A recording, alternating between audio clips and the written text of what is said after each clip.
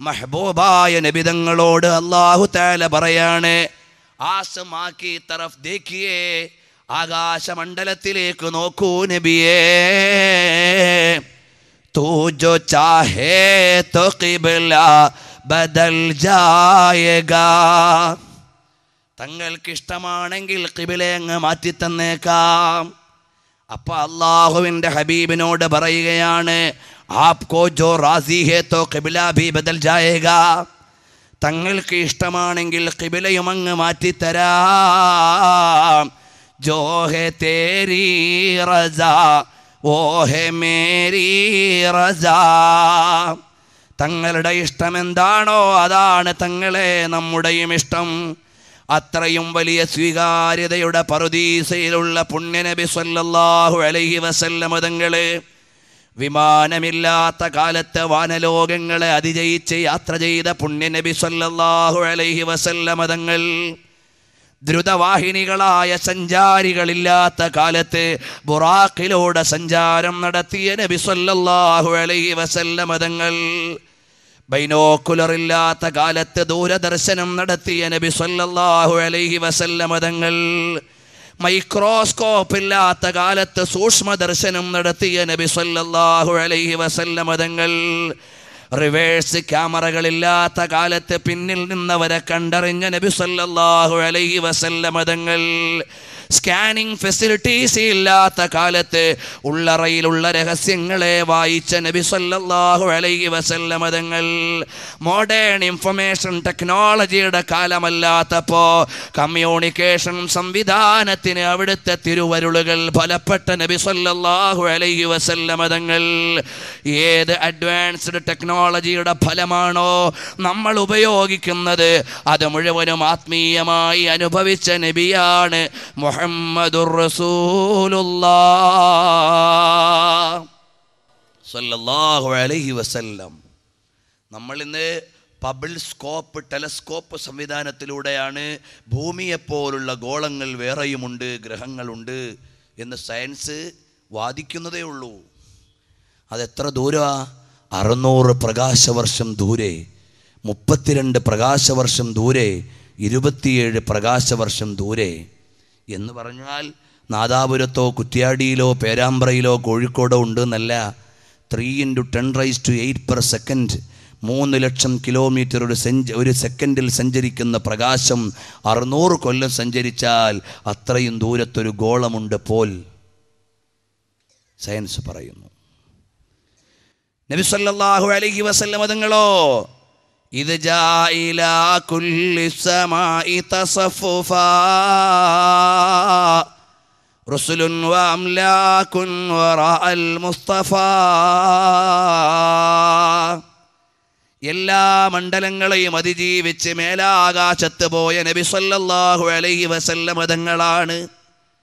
ദ്രുതവാഹിനികളായ വലിയ സംവിധാനങ്ങളില്ലാത്ത കാലത്ത് സറൈത മിൻ ഹറമിൻ ലൈലൻ ഇലാ ഹറമി കമാ സറൽ ബദ്റു ഫീ ദാജിം മിനൽ ളുലമി, ചന്ദ്രസഞ്ചാരം പോലെ ഭൂമി സഞ്ചാരം നടത്തിയ നബി സല്ലല്ലാഹു അലൈഹി വസല്ലം. അതിൻ്റെ സയൻറ്റിഫിക് ബാക്ക്ഗ്രൗണ്ട് ഇപ്പോൾ ഞാൻ അതിലേക്ക് കടക്കുന്നില്ല. ഏതായാലും ശരി എൻ്റെ പ്രിയപ്പെട്ട സഹോദരാ, എല്ലാ മോഡേൺ സംവിധാനങ്ങളുടെയും നടുവിൽ നിന്ന് നിങ്ങളുടെ മകൻ്റെയും മകളുടെയും നമ്മുടെയും മനസ്സിലേക്ക് വരേണ്ട വിചാരമേതാണ്? ആത്മീയമായ വിചാരമാണ്. അതിന് നൽകേണ്ട വിജ്ഞാനമേതാണ്? സ്പിരിച്വൽ എഡ്യൂക്കേഷനാണ്, ആത്മീയമായ വിജ്ഞാനമാണ്. അപ്പം നബി സല്ലല്ലാഹു അലൈഹി വസല്ലം തങ്ങൾക്ക് ചില്ലിക്കാശിന് വകുപ്പില്ലാഞ്ഞിട്ടല്ല, വഅക്കദതു സുഹ്ദഹു ഫീഹാ ദറൂറതുഹു, നബി സല്ലല്ലാഹു അലൈഹി വസല്ലം തങ്ങളുടെ പരിത്യാഗം, അള്ളാഹുവിൻ്റെ ഹബീബ് സല്ലല്ലാഹു അലൈഹി വസല്ലം തങ്ങൾക്കുള്ള ഭൗതികമായ വിരക്തി, ഇതിൻ്റെ പേരിലാണ് നബി സല്ലല്ലാഹു അലൈഹി വസല്ലം തങ്ങൾ വിട്ടുനിന്നത്. നമ്മൾ വിചാരിക്കും നബി തങ്ങൾക്ക് ഗതിയില്ലാത്തോണ്ടല്ലേ മോൾക്ക് തുണിയും കുപ്പാവും വാങ്ങിക്കൊടുക്കാഞ്ഞത്, നബി തങ്ങൾക്ക് ഗതിയില്ലാഞ്ഞിട്ടല്ലേ അങ്ങനെയൊന്നും ജീവിക്കാഞ്ഞത്. മോനെ അത് തെറ്റിദ്ധാരണയാണ്. അപ്പ എൻ്റെ മോള് ആരാകണമെന്ന ചിന്ത വേണം. വാപ്പാക്കും ഉമ്മാക്കും മക്കളോടുള്ള ബാധ്യത എന്താണ്? മക്കളോടുള്ള ബാധ്യത നമ്മൾ നല്ല ഹയർ എഡ്യൂക്കേഷൻ കൊടുക്കണം, അവരെ വളർത്തണം, നല്ല വിദ്യാഭ്യാസം കൊടുക്കണം. Doctor or engineer or manager or any other post and placements ഇത് നൽകണം എന്ന് നമ്മൾ മനസ്സിലാക്കിപ്പോയി. അല്ല, നിങ്ങൾക്ക് നിങ്ങളുടെ മക്കളോടുള്ള ബാധ്യത എന്താണ്? ഖൂ അൻഫുസകും വഅഹ്ലീകും നാറാ. മോളെ എന്ത് പഠിപ്പിച്ചാലും വേണ്ടിയല്ല, മോളെ എന്ത് പഠിപ്പിച്ചില്ലേലും വേണ്ടിയല്ല, അവളെ സ്വർഗത്തിൽ കടത്താൻ പറ്റുന്ന രീതിയിലാക്കണം. അതാണ് മോനെ നിൻ്റെ ഡ്യൂട്ടി. മോനെ ഇനി ഏത് ഉദ്യോഗം കൊടുത്താലും വേണ്ടിയല്ല, കൊടുത്തില്ലേലും വേണ്ടിയല്ല, അവനെന്ത് വേണം? അവനെ അവിടുന്ന് സ്വർഗത്തിൽ പോകാൻ പറ്റുന്ന രീതിയിൽ വളർത്തണം. ഭാര്യയ്ക്ക് നീ എത്ര വലിയ സൗകര്യങ്ങൾ ചെയ്താലും വേണ്ടില്ല, ചെയ്തില്ലെങ്കിലും വേണ്ടിയല്ല, അവളെ നരകത്തിൽ വിടാൻ പാടില്ല. ഭാര്യയെ നരകത്തിൽ വിടരുത്, മോളെ നരകത്തിൽ വിടരുത്, മോനെ നരകത്തിൽ വിടരുത്. അതാണ് ഒരു ഭർത്താവിൻ്റെ, ഒരു പിതാവിൻ്റെ ഡ്യൂട്ടി.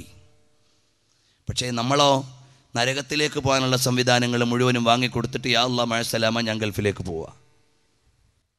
ജഹന്നമീയായ മുഴുവൻ ചാനലുകളും പ്രിയപ്പെട്ട ഭാര്യയുടെ അരമനയിൽ വെച്ചു കൊടുത്തിട്ട് ഇനി എൻ്റെ ഭാര്യ മലക്കുകളെ കൂട്ടത്തിൽ നിന്ന് വന്നതാന്ന് വിചാരിച്ചിട്ടാണോ നിങ്ങൾ ഗൾഫിലേക്ക് പോണത്? എല്ലാ വൃത്തികേടുകളുടെയും കവാടങ്ങൾ വീട്ടിൻ്റെ അകരമനയിലേക്ക് ഒതുക്കി വെച്ചു കൊടുത്തിട്ട് നീ എന്ത് വിശ്വാസത്തിലാണ് പോകുന്നത്? നിന്റെ മകൾക്ക് ആരുടെയും കൂടെ ഇറങ്ങിപ്പോകാൻ പറ്റുന്ന സാഹചര്യത്തിൽ ജീവിപ്പിച്ചിട്ട് അള്ളാഹുവിനെ റസൂലിനെയും ഭയക്കാൻ പറ്റുന്ന സാഹചര്യങ്ങളെ പഠിപ്പിച്ചു കൊടുക്കാതെ കള്ളിൻ്റെയും കഞ്ചാവിൻ്റെയും വൃത്തികേടുകളുടെയും തോന്നിവാസത്തിൻ്റെയും റാക്കറ്റുകളുടെയും പിടിച്ചുപറിയുടെയും മുഴുവൻ തെമ്മാടിത്തരത്തിൻ്റെയും കേളീരംഗങ്ങളായ കലാലയങ്ങളിലേക്ക് മോളെ പറഞ്ഞു വിട്ടിട്ട് വാപ്പ ഗൾഫിൽ അധ്വാനിക്കാൻ പോവാ. വിചാരം എന്തുവാ? എൻ്റെ മോള് മലക്കുകളെ കൂട്ടത്തിൽ നിന്ന് വന്നതാ എന്ന് വിചാരിച്ചിട്ടാണോ വാപ്പ പോണത്? എന്നാൽ നിങ്ങൾക്ക് തെറ്റുപറ്റി. സാഹചര്യങ്ങൾ മനുഷ്യനെ മുഴുവനും തെറ്റിലേക്ക് നയിക്കും. അതുകൊണ്ട് തെറ്റായ സാഹചര്യങ്ങൾ നമ്മുടെ മക്കൾ ഉണ്ടാകാൻ പാടില്ല. നമ്മുടെ നാട്ടിലുള്ള മദ്രസയിലേക്ക് 7ാം ക്ലാസ്സിലെ പ്രായപൂർത്തിയായാൽ മോളെ വിടൂല. എന്തേ? എൻ്റെ മോള് പ്രായപൂർത്തിയായി, അതുകൊണ്ട് ഇനി മദ്രസയിൽ തൽക്കാലം പോകണ്ട. അതേ സമയത്ത് 20 വയസ്സായ മോള് എവിടേക്കാ പോണത്? ഡണ്ടുകലിലേക്കാണ് പോണത്, എൻജിനീയറിങ്ങിന്. 22 വയസ്സായ മോള് ബാംഗ്ലൂരിലേക്കാണ് പോണത്. എന്തിനാ? മെഡിസിന് പഠിക്കാൻ. എൻ്റെ മോൾ എവിടെയാണ് പോണത്? എയറോനോട്ടിക്സിൻ്റെ എൻജിനീയറിങ് പഠിക്കാൻ. അവിടെ വാപ്പാക്ക് പേടിയില്ല. ട്രെയിനിൽ ഒറ്റയ്ക്ക് വിടുന്ന മകൾക്ക് എന്ത് സംഭവിക്കുമെന്ന വിചാരമില്ല. മോളെ ATM കാർഡ് കയ്യിലെടുത്തിട്ടുണ്ടോ? മൊബൈൽ കയ്യിലുണ്ടോ? ഇനി ആവശ്യമുള്ള വല്ല സംവിധാനങ്ങളും വേണോ? പാം ടോപ്പ് വേണോ? ലാപ്ടോപ്പ് വേണോ? ഐപാഡ് വേണോ? ഐഫോൺ വേണോ?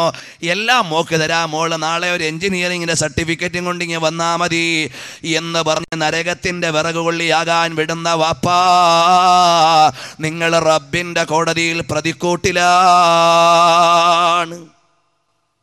ദുനിയാവിലെ ഒരു ഫെയിം ആൻഡ് സർട്ടിഫിക്കറ്റിന് വേണ്ടി നിങ്ങളുടെ മകളെ മുഴുവൻ പ്രതികൂല സാഹചര്യത്തിലേക്കും നിങ്ങൾ വിട്ടു. നിങ്ങളുടെ മകനെ മുഴുവൻ പ്രതികൂലമായ സാഹചര്യത്തിലേക്കും വിട്ടു. നിങ്ങളുടെ മകനെ വേണമെങ്കിൽ ഡോക്ടറാക്കാം, എൻജിനീയറാക്കാം, എന്തോ ആക്കാം. അനുവദിക്കപ്പെട്ട എല്ലാ വിജ്ഞാനവും ഇസ്ലാം സമ്മതിക്കുന്നു, നമുക്ക് പ്രശ്നമില്ല. പക്ഷേ ആ അനുവദിക്കപ്പെട്ട വിദ്യാഭ്യാസത്തിൻ്റെ പേരിൽ ഇസ്ലാമികമായ നിയമങ്ങളെ ഹോമിക്കാൻ പറ്റൂല. അള്ളാഹുവിൻ്റെ റസൂൽ സല്ലല്ലാഹു അലൈഹി വസല്ലമ തങ്ങളെ മറക്കാൻ പറ്റൂല. എൻ്റെ മകൾ നാളെ ഒന്ന് പറയാൻ വേണ്ടിയാണ് ഗൾഫുകാരൻ നാട്ടിലൊക്കെ വന്ന് തൽക്കാലം വിസയൊക്കെ ക്ലോസ് ചെയ്തിന് നിൽക്കാൻ പോവാണ്. എന്താ ഇപ്പം ഇങ്ങനെ നിർത്തിയോ? അതെ, എൻ്റെ ഒരു മോൾ എൻജിനീയറാണ്, ഒരു മോൻ ഡോക്ടറാണ്, വേറൊരു മോനാണെങ്കിൽ ഇപ്പോൾ IAS പഠിച്ചുകൊണ്ടിരിക്കുകയാണ് എന്ന് പറഞ്ഞ് കോളർ വെക്കാനാണോ വാപ്പാ നിങ്ങൾ ഈ ജീവിതം ഹോമിച്ചത്? പാടില്ല, പാടില്ല. ആ വിജ്ഞാനമൊക്കെ ഉണ്ടായിക്കോട്ടെ, പക്ഷേ അവൻ പടച്ചവനെ മറന്നുകൂടാ. എന്താ മോനെ ഒന്ന് ദറസിലേക്ക് വിടാഞ്ഞേ? ഓ, ദറസിലേക്ക് വിട്ടാ മോനൊരു മൊയിലാരായി ഇങ്ങ് വരുമെന്നല്ലാതെ അവന് നല്ല 5 ശമ്പളമോ 10 ശമ്പളമോ ഒന്നും കിട്ടൂലല്ലോ എന്ന് വിചാരിച്ച് അഭിമാനത്തിന് വേണ്ടി ആത്മീയതയെ ബലി കഴിച്ചവരെ, നിലനിൽക്കുന്ന വിലാസം ആലിമീങ്ങളുടേതാണ്. കേവലമായ അഭിമാനത്തിന് വേണ്ടി നിങ്ങൾ എല്ലാം ഹോമിച്ചു കളഞ്ഞോ? പാടില്ല, പാടില്ല. ഇവിടെ നിലനിൽക്കുന്ന വിലാസം ആരുടേതാണ്? ആലിമീങ്ങളുടെ വിലാസം മാത്രമാണ് നിലനിൽക്കുന്നത്. അത് ഞാനൊരു മുത്തഅല്ലിമായതുകൊണ്ട് വാദിക്കുകയല്ല. ഇവിടെ നിലനിൽക്കുന്ന വിലാസം മുഴുവനും ആലിമീങ്ങളുടെ വിലാസമാണ്. അറിയുമോ? ഇമാമുൽ മുസ്ലിമീന അബൂ ഹനീഫ കആയാതി സബൂരി അല സ്വഹീഫ. ഇമാമുൽ അഅ്ലം അബൂ ഹനീഫ റളിയല്ലാഹു അൻഹു ആരാണ്? അബൂ ഹനീഫ ഇമാം റളിയല്ലാഹു അൻഹു ജീവിച്ചിട്ട് എത്ര കാലമായി? 15ഓളം സ്വഹാബികളെ കണ്ടെന്ന് ചരിത്രം പറഞ്ഞ മഹാനാണ് ഇമാമുൽ അഅ്ലം അബൂ ഹനീഫ തങ്ങൾ. അന്ന് ചാനലില്ല, വീഡിയോ ഇല്ല, ഓഡിയോ സംവിധാനങ്ങളില്ല, അധികാരത്തിൻ്റെ പീഠമില്ല, ആഢ്യത്വത്തിൻ്റെ അവകാശമില്ല. പള്ളിയുടെ മൂലയിലിരുന്ന് പഠിക്കുകയും ദർസ് നടത്തുകയും ചെയ്ത മഹാനാണ് ഇമാമുൽ മുസ്ലിമീൻ അബൂ ഹനീഫ. ആ അബൂ ഹനീഫ ഇമാം റളിയല്ലാഹു അൻഹുവിനെ ലോകത്തിനറിയാം. എന്നാൽ അബൂ ഹനീഫ ഇമാം റളിയല്ലാഹു അൻഹുവിൻ്റെ കാലത്തെ ഭരണാധികാരി ആരാണ്? നിങ്ങൾക്കാർക്കെങ്കിലും അറിയുമോ? അബൂ ഹനീഫ ഇമാം റളിയല്ലാഹു അൻഹുവിൻ്റെ കാലത്തെ ഖലീഫ ആരാണ്? അബൂ ഹനീഫ ഇമാം തങ്ങളുടെ കാലത്തെ മക്കയിലെ, മദീനയിലെ, കൂഫയിലെ, ബസറയിലെ, ബഗ്ദാദിലെ ഗവർണർമാരാരാണ്? ചില്ലറ മുത്തഅല്ലിമീങ്ങൾക്കറിയാം. അന്ന് അവർക്കായിരുന്നു പേര്. അന്ന് അവരാണ് വാഹനത്തിൽ കുതിച്ചത്, അന്നവരാണ് വെപ്പാട്ടികളെ വെച്ച് ജീവിച്ചത്, അന്നവരാണ് കൊട്ടാരങ്ങളിൽ ജീവിച്ചത്. പക്ഷേ അവരെ മുഴുവനും കാലം ചവറ്റുകൊട്ടയിലേക്ക് മറപ്പിച്ചു കളഞ്ഞു. പക്ഷേ ആലിമീങ്ങളെ ലോകം മറന്നിട്ടില്ല. അതാണ് ഇമാം അബൂ ഹനീഫ റളിയല്ലാഹു അൻഹു തന്നെ പറയുന്നു, അൽ ഹികായാതു ജുന്ദും മിൻ ജുനൂദില്ലാഹി തആല യുസബ്ബിതുല്ലാഹു ബിഹാ ഖുലൂബ ഔലിയാഇഹി. മഹാന്മാരായ സ്വാലിഹീങ്ങളെ നമ്മൾ കണ്ടുപഠിക്കണം. അവരാണ് അള്ളാഹുവിൻ്റെ പട്ടാളം, അള്ളാഹുവിൻ്റെ സൈന്യം അവരാണ്. അവർക്കിവിടെ പേരിന് വേണ്ടി ജീവിച്ചവരല്ല, പ്രശസ്തിക്ക് വേണ്ടി ജീവിച്ചവരല്ല. മറമാടപ്പെട്ട ഖബർ പോലും എവിടാണെന്നറിയാൻ പാടില്ല എന്ന് ചിന്തിച്ച ഉവൈസ് റളിയല്ലാഹു അൻഹു, എന്നെ ഖബറടക്കിയത് എവിടാന്ന് പോലും ജനങ്ങൾ അറിയണ്ട, അതുകൊണ്ട് ഖബറടക്കിയിട്ട് പോയി തിരിച്ചു വന്ന് നോക്കിയപ്പോൾ ഉവൈസ് റളിയല്ലാഹു അൻഹുവിൻ്റെ ഖബറടക്കിയ സ്ഥലം മനസ്സിലാവണില്ല. എത്ര ചരിത്രകാരന്മാർ എഴുതി. ഐനിയുടെ വ്യാഖ്യാനത്തിൽ ഇമാം ഹദറമി എഴുതി, സവാനിഹ ഉവൈസുൽ ഖർണിയിൽ എഴുതി, സയ്യിദു താബിഈന്റെ ചരിത്രം പറയുന്നിടത്തെല്ലാം ഉണ്ട്. 10-20ഓളം ഗ്രന്ഥങ്ങളിൽ കാണാം, ഹിക്കായാത്തിൽ കാണാം. അപ്പോൾ ആ ഉവൈസ് ഇബ്നു ആമിർ റളിയല്ലാഹു അൻഹു ആഗ്രഹിച്ചു, എൻ്റെ ഖബർ പോലും ജനങ്ങൾ അറിയണ്ട. പക്ഷേ ഉവൈസ് റളിയല്ലാഹു അൻഹു ജനങ്ങൾ മറന്നോ? മറന്നില്ല. ഭരണാധികാരികൾ പ്രതിമ സ്ഥാപിച്ചു, ഭരണാധികാരികൾ നോട്ടിൽ ഫോട്ടോ അടിച്ചു, പേരടിച്ചു. ഭരണാധികാരികൾ അവരുടെ പേരുകൾ എടുത്ത് എഴുതി വെച്ചു, അവരുടെ പേരുകളുടെ പേരിൽ സ്തുതിപാഠകരെ ഉണ്ടാക്കി. എല്ലാം ചെയ്തു വെച്ചിട്ടും ഭരണാധികാരികളെ ലോകത്തിന് വേണോ? ആവശ്യമില്ല. അപ്പോൾ ഇവിടെ നിലനിൽക്കുന്ന വിലാസം ആലിമീങ്ങളുടെ വിലാസമാണ്. മോനെ, ഇമാമുന ശാഫഈ റളിയല്ലാഹു അൻഹുവിനെ അറിയുമോ? ഇമാമുന ശാഫഈ റളിയല്ലാഹു അൻഹു ആരാണ്? ലോകം മുഴുവനും വിജ്ഞാനം കൊണ്ട് നിറച്ച മഹാനാണ് ഇമാമുന ശാഫഈ റളിയല്ലാഹു അൻഹു. അബ്ദുറഹ്മാനുൽ മഹ്ദി റളിയല്ലാഹു അൻഹു പറയുന്നു, മഹാനവറുകളെ ശറഹുൽ മുഹദ്ദബ് പരിചയപ്പെടുത്തുന്നു. ഞാൻ ഈ പറയുന്ന വിഷയം തബഖാത്തിൽ രേഖപ്പെടുത്തുന്നു. അബ്ദുറഹ്മാനുൽ മഹ്ദി റളിയല്ലാഹു അൻഹു പറയാണ്, ഞാൻ എൻ്റെ എല്ലാ നിസ്കാരത്തിലും അള്ളാഹുവിൻ്റെ ഹബീബിൻ്റെ പേരക്കുട്ടിയായ ശാഫഈ ഇമാം റളിയല്ലാഹു അൻഹുവിന് വേണ്ടി ദുആ ചെയ്യാറുണ്ട്. ആ അബ്ദുറഹ്മാനുൽ മഹ്ദിയുടെ അപേക്ഷ പ്രകാരമാണ് ശാഫഈ ഇമാം തങ്ങൾ അർ-റിസാല എന്ന കിതാബ് എഴുതുന്നത്. ആ അബ്ദുറഹ്മാനുൽ മഹ്ദി ആരാ? എന്നെ കഅബാലയത്തിൻ്റെ മുറ്റത്ത് കൊണ്ടുപോയി റുക്നുൽ അവിടുന്ന് പരിശുദ്ധമായ ഹജറുൽ അസ്വദിന്റെയും മഖാം ഇബ്രാഹീമിന്റെയും മുമ്പിൽ എന്നെ അവിടെ വെച്ചുകൊണ്ട് സത്യം ചെയ്യിപ്പിച്ചാൽ ഞാൻ പറയും അബ്ദുറഹ്മാനുൽ മഹ്ദിയോളം ഹദീസ് അറിയുന്ന ആളെ എനിക്കറിയില്ല. അത്രയും വലിയ മഹാനാണെന്ന് തബഖാത്ത് രേഖപ്പെടുത്തുന്നു മഹാനവറുകൾ. ഇമാമുൽ മദീനി ഈ വിഷയം ഉദ്ധരിക്കുന്നു.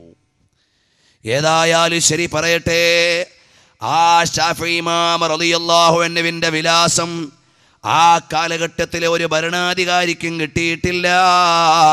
ഒരു നൂറ്റാണ്ട് മുമ്പ് ജീവിച്ച മഹാനല്ല, 1200ഓളം കൊല്ലം മുമ്പ് ജീവിച്ച മഹാന്മാരല്ലേ നമ്മുടെ മദ്ഹബിന്റെ ഇമാമുമാർ. അന്നത്തെ കാലത്ത് കുറെ മക്കളെ പട്ടാളത്തിൽ വിട്ടു, അവരാരൊക്കെ? അന്നത്തെ മക്കളെ കുറെ ഭരണാധികാരത്തിലേക്ക് വിട്ടു, അവരാരൊക്കെ? അന്ന് കുറെ മക്കള് ഗവർണർമാരായിരുന്നു, അവരാരൊക്കെ? അന്ന് ചില മക്കള് ഖലീഫയുടെ വെപ്പാട്ടികളായിരുന്നു, സേവകന്മാരായിരുന്നു. അവരൊക്കെ എവിടെ പോയി? കാലം അവരെ മുഴുവനും മറച്ചു കളയുമ്പോ ആലിമീങ്ങൾ മാത്രം ജ്വലിച്ചു നിൽക്കുന്നു. കാരണം എന്തേ? അവർ നിർബന്ധമായ വിജ്ഞാനം നേടിയവരാണ്.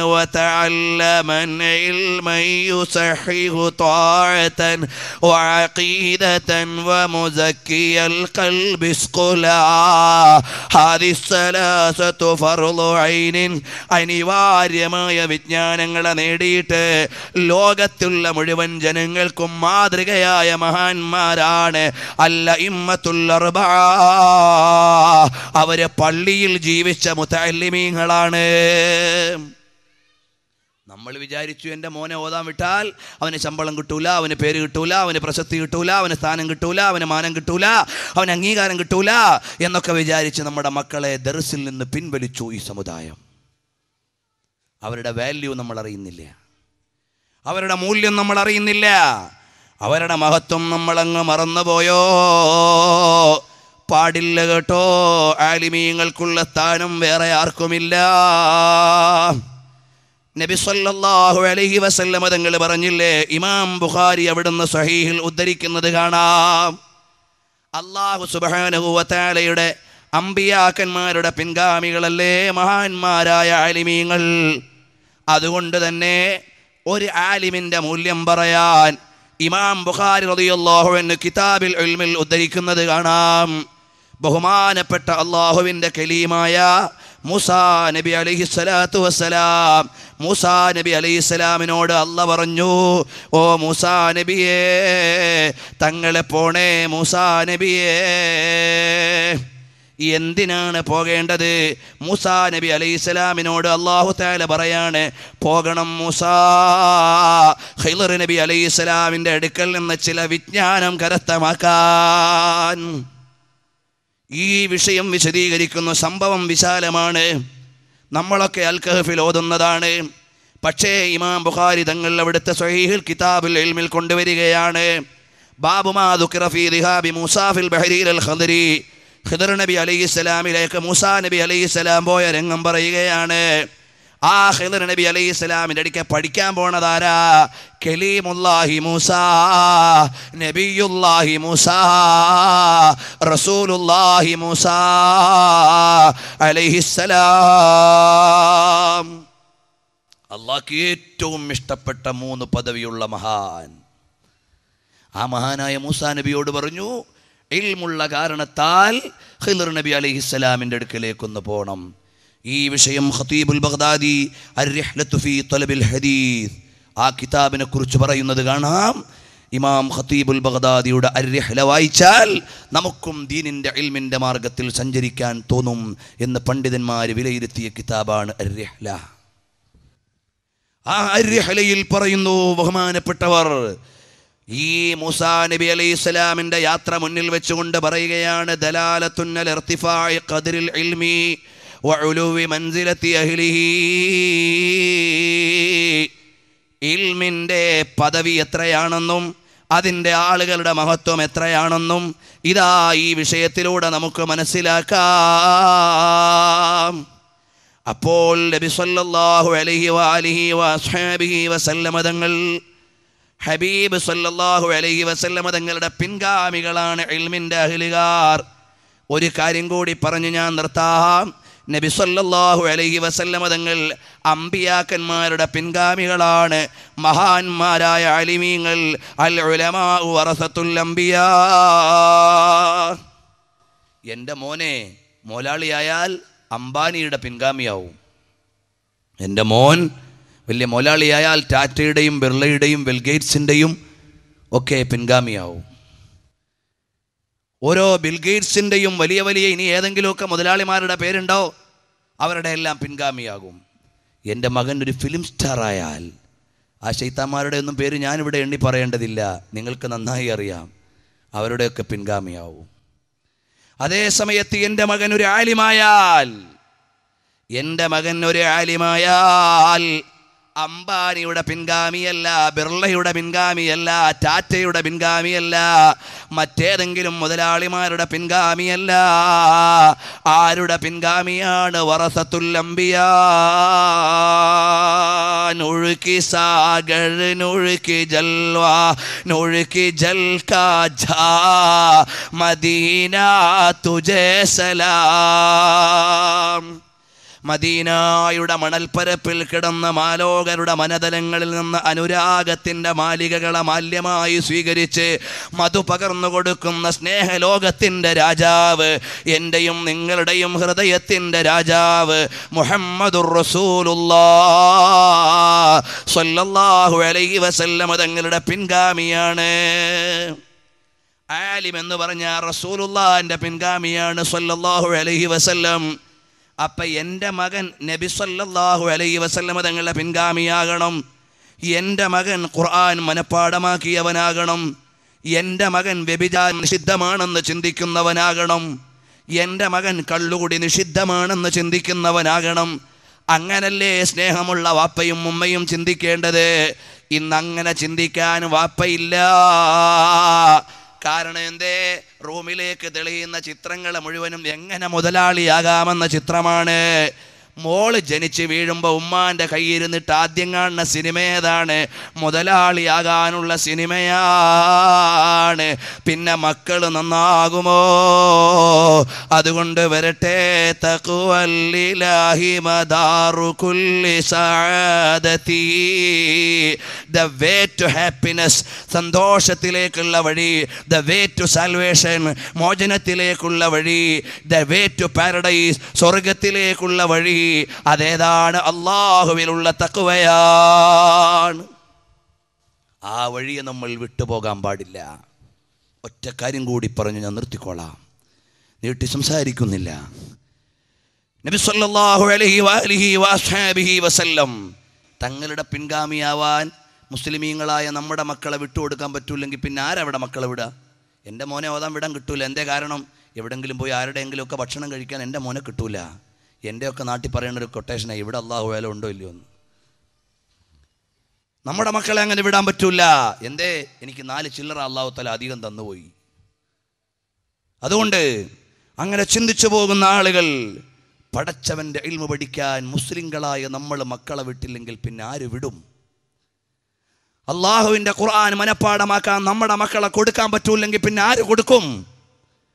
നമ്മുടെ മക്കൾ ഇൽമിൻ്റെ കാവൽക്കാരായില്ലെങ്കിൽ പിന്നെ ആര് ഇത് ഏറ്റെടുക്കും? ആ ഇൽമിൻ്റെ ഒരു സംരക്ഷണ ബോധം നമ്മുടെ മനസ്സിൽ വരണം. എന്നിട്ട് ഇന്ന് നല്ല സംവിധാനങ്ങളുണ്ട്. മക്കൾക്ക് ആത്മീയ വിജ്ഞാനം പഠിക്കുന്നതോടൊപ്പം മെഡിക്കൽ വിജ്ഞാനം പഠിക്കാനുള്ള സംവിധാനമുണ്ട്, എൻജിനീയറിംഗ് പഠിക്കാനുള്ള സംവിധാനമുണ്ട്, അതുപോലെ മോഡേൺ എഡ്യൂക്കേഷൻ പഠിക്കാനുള്ള സംവിധാനമുണ്ട്. ഇപ്പോൾ നിങ്ങൾ നോക്കൂ, നമ്മുടെ നാട്ടിലെ സ്ഥാപനമായ സിറാജുൽ ഹുദയ്ക്ക് കീഴിൽ 2 വിദ്യാഭ്യാസവും നൽകുന്ന എത്രയോ സ്ഥാപനങ്ങളുണ്ട്. അല്ലാഹു സുന്നത്ത് ജമാഅത്തിൻ്റെ മുഴുവൻ സ്ഥാപനങ്ങളും ഇസ്സത്തോടെ വളർത്തിത്തരട്ടെ. നമ്മൾ മനസ്സിലാക്കണം, ആ അവസരമെങ്കിലും മിനിമം നമ്മൾ ഉപയോഗപ്പെടുത്തണം. അല്ലാതെ നമ്മുടെ മക്കളെ ബാംഗ്ലൂരിലേക്ക്, മൈസൂരിലേക്ക്, ചെന്നൈയിലേക്ക്, ബോംബെയിലേക്ക്, ഡൽഹിയിലേക്ക്, UK-യിലേക്ക്, ചൈനയിലേക്ക്, USA-യിലേക്ക് ഒക്കെ ഒറ്റയ്ക്ക് 16 കാരികളെയും 18 കാരികളെയൊക്കെ പഠിക്കാൻ പറഞ്ഞു വിട്ടിട്ട് വാപ്പയും ഉമ്മയും സ്വസ്ഥമായി വീട്ടിൽ കിടന്നുറങ്ങുകയാണ്. നിങ്ങളുടെ മകളുടെ മൂല്യങ്ങൾ എവിടെയൊക്കെയോ ചോർന്നു പോന്നില്ലേ വാപ്പാ? നിങ്ങൾക്ക് ഭയമില്ലയോ?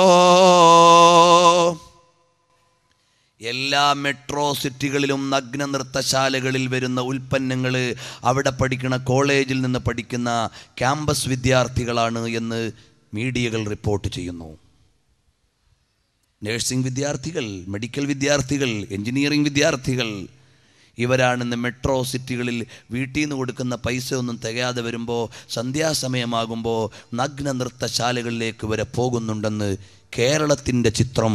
കൊച്ചിയിൽ മാത്രം 12ഓളം നഗ്ന നൃത്തശാലകളുണ്ടെന്ന് 2 വർഷം മുമ്പ് ഒരു മാഗസിൻ റിപ്പോർട്ട് ചെയ്തിരുന്നു. അവിടേക്കൊക്കെ വരുന്ന എവിടുന്നാ? ബോംബെയിലെ ചുവന്ന തെരുവിൽ നിന്ന് കൊണ്ടുവരുമല്ല, ഡൽഹിയിലെ ചാന്ദിനി ചൗക്കിൽ നിന്ന് കൊണ്ടുവരുമല്ല, മറിച്ച് നമ്മുടെ മക്കൾ, പഠിക്കാൻ പോയി നിൽക്കുന്ന മക്കൾ വഴിമാറി സഞ്ചരിച്ചു പോകുന്ന സ്ഥലങ്ങളാണത്. ഏറ്റവും കൂടുതൽ ബാറിൻ്റെ മുമ്പിൽ ക്യൂ നിൽക്കുന്നത് ആര്? ഏറ്റവും കൂടുതൽ മയക്കുമരുന്ന് വിറ്റഴിക്കപ്പെടുന്നത് എവിടെ? ഏറ്റവും കൂടുതൽ ഗർഭനിരോധന ഗുളികകൾ വിറ്റഴിക്കപ്പെടുന്നത് എവിടെ? കലാലയങ്ങളുടെ മുറ്റത്തുനിന്ന് എത്രയോ കണക്കെടുപ്പുകൾ നമ്മുടെ മുമ്പിൽ തന്നാലും പടച്ചോനെ, എൻ്റെ മോള് പഠിക്കാൻ പോണ കലാലയത്തിൻ്റെ മുറ്റത്തും അങ്ങനെ ഉണ്ടാവുമോ എന്ന് ചിന്തിക്കാൻ നമ്മളില്ല. എൻ്റെ മോൾ 8ാം ക്ലാസ് മദ്രസയിൽ പഠിച്ചുകൂടാ, പക്ഷേ 60 ലക്ഷം ഡൊണേഷൻ കൊടുത്തിട്ട് മെഡിക്കൽ കോളേജിൽ മെഡിസിൻ പഠിച്ചോട്ടെ. എത്രയോ രക്ഷിതാക്കൾ അങ്ങനെ പഠിപ്പിക്കുന്നു. എൻ്റെ ശബ്ദം വിദേശത്തിരുന്ന് കേൾക്കുന്ന രക്ഷിതാക്കൾ ആലോചിക്കണം. നാട്ടിലെവിടെയെങ്കിലുമൊക്കെ മെട്രോ സിറ്റികളിൽ, മെഗാ സിറ്റികളിൽ മക്കളെ മെഡിക്കൽ കോളേജിലും എഞ്ചിനീയറിംഗ് കോളേജിലും ഒക്കെ വിട്ടിട്ട് സമാധാനത്തോടെ ഗൾഫിൽ ഫാമിലി ആയിട്ടിരിക്കുക. ഇവിടുന്ന് കിട്ടുന്ന പണം മുഴുവനും മോക്ക് പഠിക്കാൻ 60 lakhs or 40 lakhs or 45 lakhs എത്രയോ ആകട്ടെ കൊടുത്തിട്ട് സമാധാനത്തോടെ ഇരിക്കുക. നാളെ ഒരു ഡോക്ടറുടെ വാപ്പയാവാൻ, ഒരു ഡോക്ടറുടെ ഉമ്മയാകാൻ, ഒരു എഞ്ചിനീയറുടെ ഉമ്മയാവാൻ. ഇതിൻ്റെ അർത്ഥം എല്ലാ പിള്ളേരും പോയി തെറ്റിയുന്നൊന്നുമല്ല.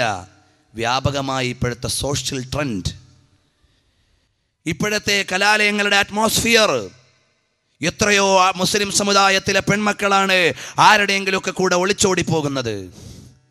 ജന്മം നൽകിയ അവിടുന്ന് പ്രസവിച്ച ഉമ്മയോട് സ്നേഹമില്ല, ജന്മം നൽകിയ പിതാവിനോട് സ്നേഹമില്ല. ഞാൻ എൻ്റെ പ്രസംഗങ്ങളിൽ സൂചിപ്പിച്ചിട്ടുണ്ട്.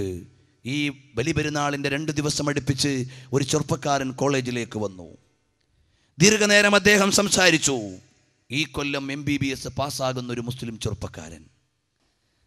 അന്വേഷിച്ചു നോക്കുമ്പോൾ 5ാം ക്ലാസ് മുതൽ കൂടെ പഠിച്ച ഒരു മുസ്ലിമല്ലാത്ത പെൺകുട്ടിയോട് പ്രണയത്തിലാണ്.